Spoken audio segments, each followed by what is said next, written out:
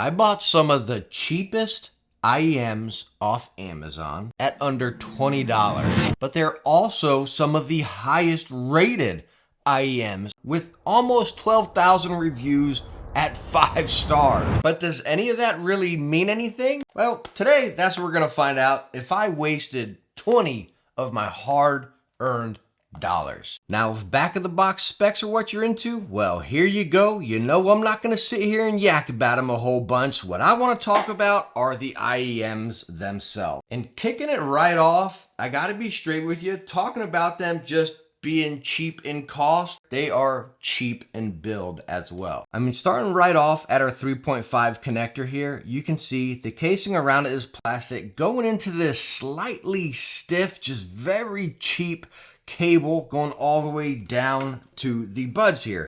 Now, when we come up into the buds, the thing wrapping around the ear feels the exact same. It's just cheap.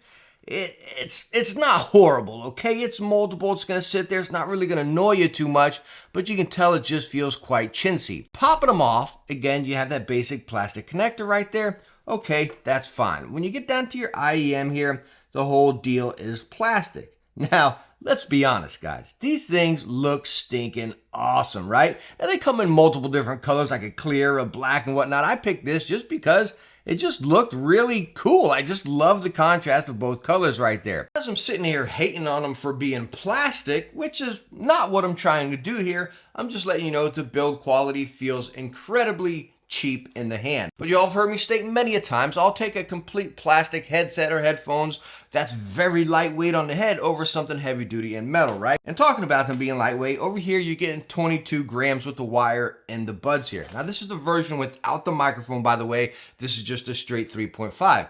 And they are incredibly lightweight. And that is a big plus, because when you get them in your ears, you almost forget they're there. I mean, they're just non-existent. The only thing you're really feeling is, again, that stinking arm thing around there because it is slightly firm. Now, of course, with IEMs, with them being shoved in your ears, if you're in a hot, heated situation, right, hot environment, whatever, you're going to get that muckiness and that just buildup of sweat in your ear, which is my main complaint about IEMs for long gaming sessions. But that's not a knock on the product. That's just IEMs or earbuds in general. So, all right, we got to look at them over the style and the build. And so far, I still do think it's really justifying that under $20 price tag. I really do. But how about the sound of these? What are we getting for $20? And as many of you know, my main focus whenever I cover headsets, headphones, IEMs, or whatever is always geared towards gaming. And not just one class, not just competitive. We're going first-person shooter, we're talking story, we're talking racing, we're talking gaming as a whole, not just one class. But I also test these editing videos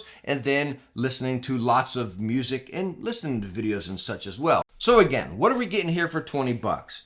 Well, you're getting a very full sound. There's a lot of bass within these. It's not Beats, Buds bass or anything like that, so don't think that, but it is a fuller sound. There's a lot of body within it, but you're still getting highs. Okay, so you're thinking, yo, 20 bucks, I'm getting this? Well, slow down there, because yeah, you are getting that. And like sometimes when I get dialogue, right, I'm playing Tiny Tina's Wonderland, Borderlands, or whatever, even with all the hecticness going on, I'm still getting some really crisp dialogue, you know what I mean? Now, coming over like Call of Duty, when there's just so much going on, you got score streaks, you're gunfired and everything, the guns sounded so exciting because each gun, you got that feeling of the gun within each one right there, which was really nice. Now, talking about getting the highs, the bass, and all that stuff, the separation was horrible. That was where these really dropped off. Because, yeah, the guns were exciting. They were fun. The dialogue was there. So you're thinking, okay, I got everything I want. Well, no, because it really couldn't separate those. Like, as far as footsteps, I mean, I had to be sitting in a corner and there could be one enemy coming around, and that's the only way I could hear them. Maybe Rainbow Six or something like that. That might be a good example, you know? But if there's a lot going on or a score streak or something, I mean, you're not getting anything. That's all it's going to happen right here.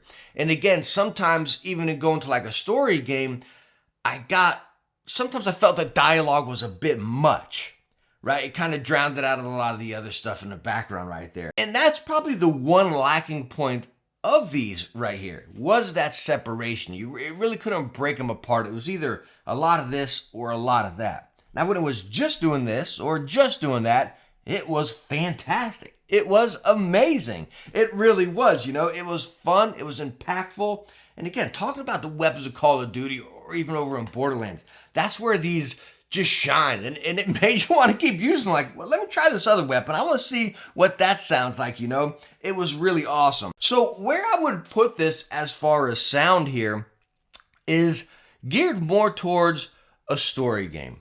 I really would, even if there's more dialogue, right? Because again, you're going to get your dialogue, then you can get into your action right there. If you're looking for them for like FPS or something like that, I don't think I'd put it right there. I really wouldn't. As far as music, I think you're going to get down with these across any genre right there, you know, because it's going to bring it out very fun and exciting.